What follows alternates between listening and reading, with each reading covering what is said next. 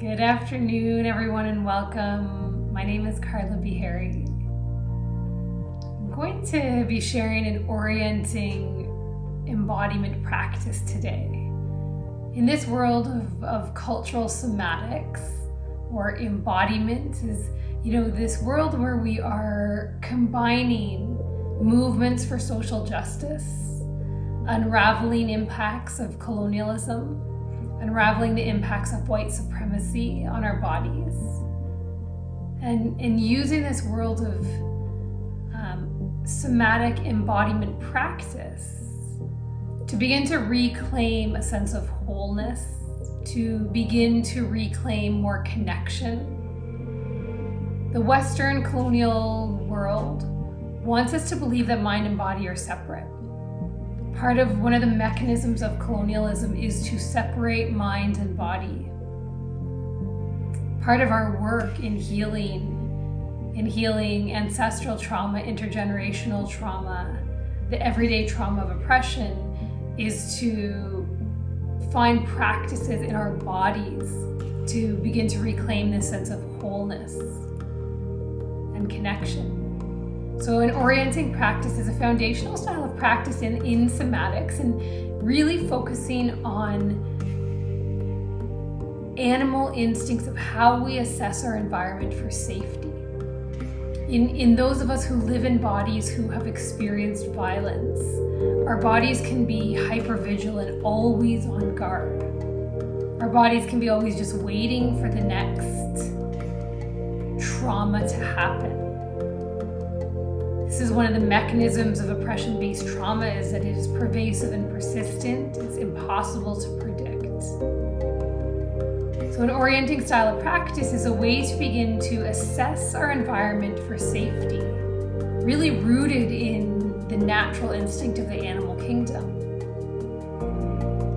So we'll begin the practice here by situating your body in the space that you're in.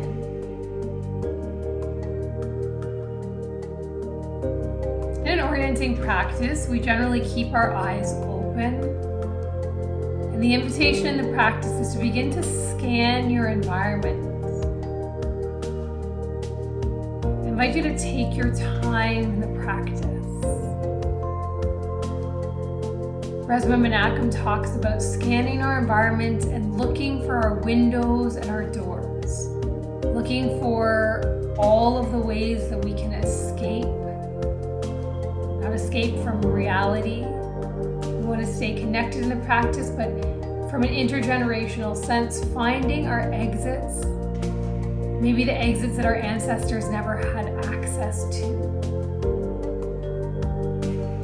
So we can begin here by slowly turning your body. And I invite you to begin to turn to look over one shoulder. Maybe you're noticing a twisting or an extension of your spine and your neck.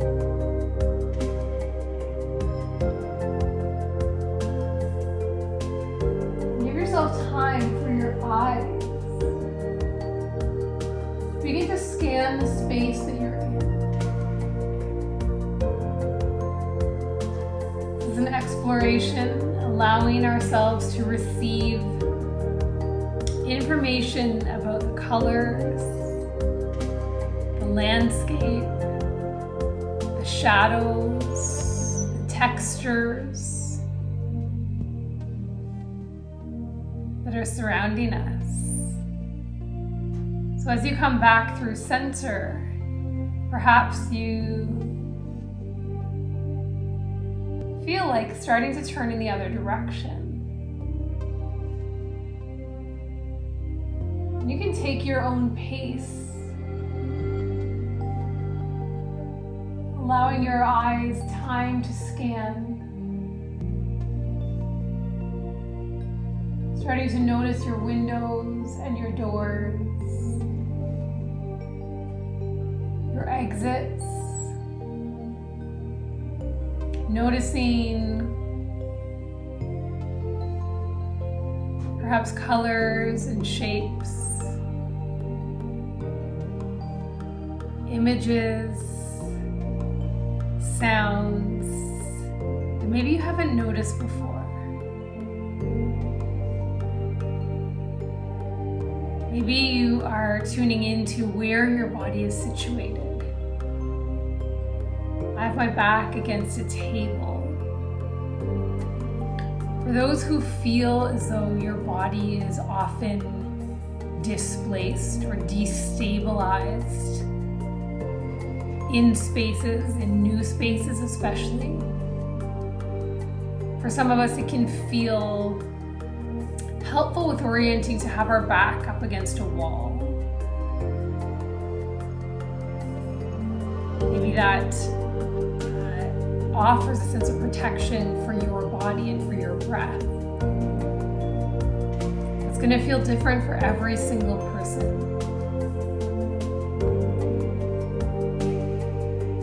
And without guiding or forcing your breath, again, there's an opportunity to turn your head and allow an expansion through your neck.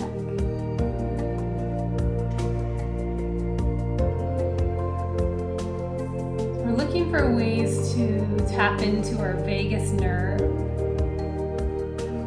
sometimes also called our soul nerve.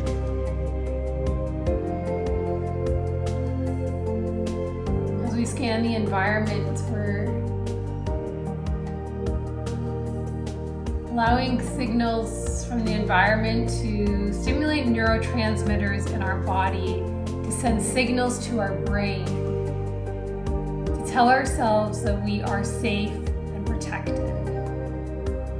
Or if we are noticing danger around us, if we notice something that does not feel safe, we're sending that signal to our brain as well. One of the things that can happen in experiences of trauma is that we can start to see the world as being a very unsafe place. We can feel the world as a very unsafe place. Even in moments when our bodies are actually safe. Sometimes a sound, a shadow, a person can create that immediate nervous system stimulation.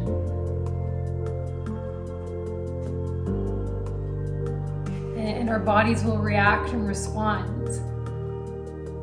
And maybe that comes into your body as sometimes we feel tightness or clenching in our chest.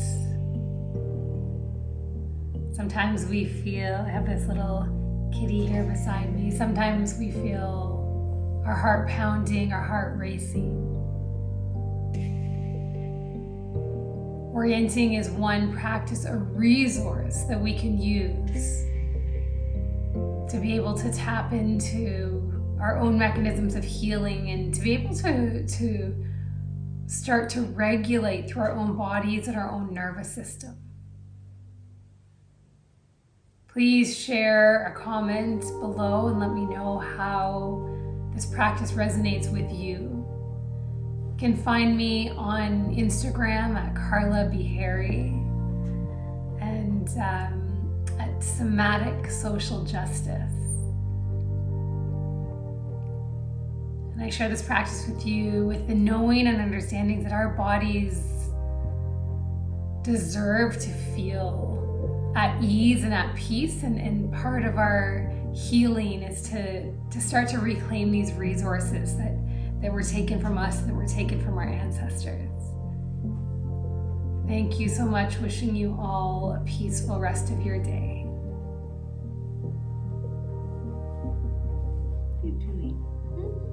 Doing.